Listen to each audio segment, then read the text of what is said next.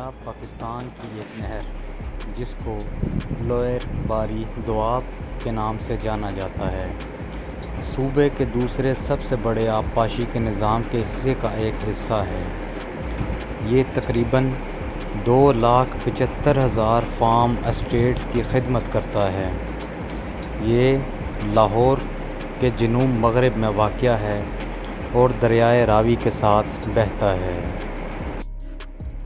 اس نہر کی کل لمبائی 201 کلومیٹر اور میل میں 125 میل ہے۔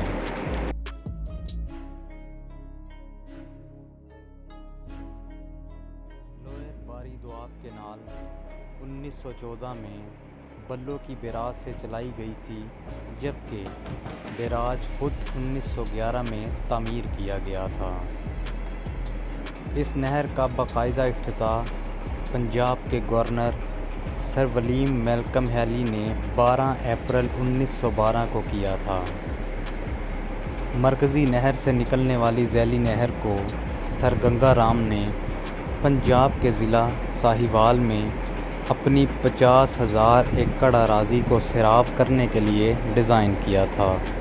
سر گنگا رام نے اتفاق سے رینالہ خرد کے قصبے کے قریب مرکزی نہر پر ایک پاور اسٹیشن بھی بنایا تھا۔